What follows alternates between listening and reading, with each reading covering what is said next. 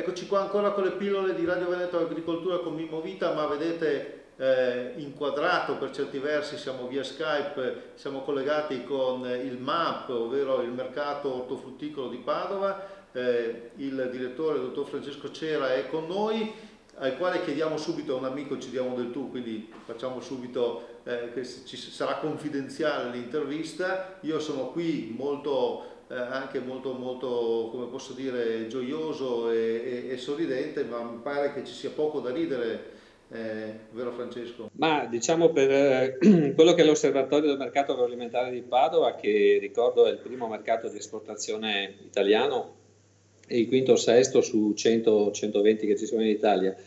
La situazione dopo il coronavirus, o meglio dopo l'episodio VO, ha visto un iniziale calo del 30% dell'attività commerciale, suddiviso al 15% circa un calo delle esportazioni per i problemi iniziali alle frontiere e anche un po' le paure che molti trasportatori avevano a muoversi, e un 15% di calo locale, dovuto al fatto che perdiamo tutto il turismo. Pensiamo alla mancanza della montagna, pensiamo a Venezia, pensiamo ad Aveno, a Montegrotto, e poi i ristoranti e le pasticcerie. Ora però stiamo andando a una situazione di leggero incremento del calo per le esportazioni. Sappiamo le frontiere che problemi hanno, quindi dal 30 ci stiamo spostando al 35% di calo attività, con una compensazione, devo dire, legata al fatto che i supermercati hanno incrementato di molto l'acquisto, i dettaglianti stanno comprando moltissimo e anche, devo dire, vendendo in negozio, a discapito però degli ambulanti, che in molti mercati, sapete, sono chiusi. Ma Quindi il questo è un po'. mercato, ma il mercato ortofrutticolo lavora come prima oppure avete diminuito la vostra intensità?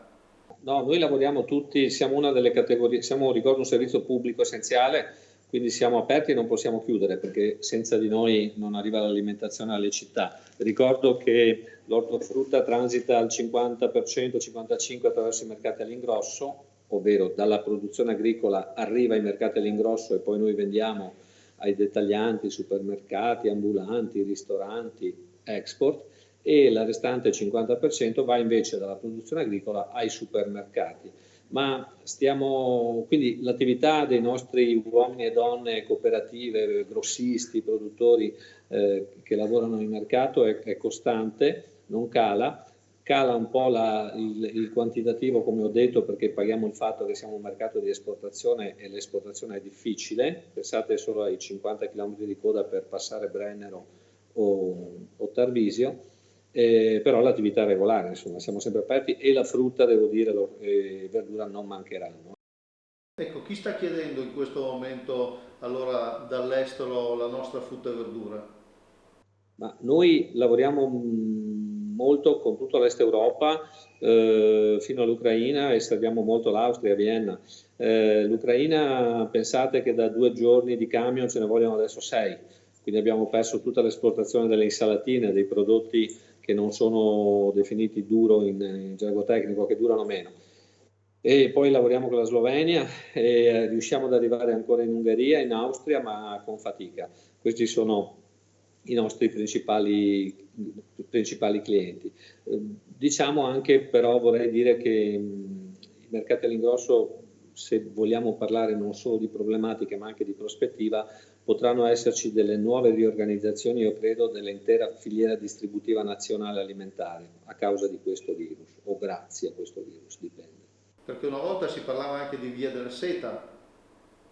Sì, la via della seta chiaramente c'è ancora, adesso abbiamo un'interruzione.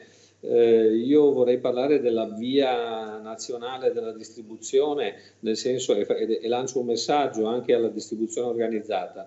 Noi siamo 100 mercati all'ingrosso in Italia puntiformi, che sono distribuiti da Bolzano a Vittoria.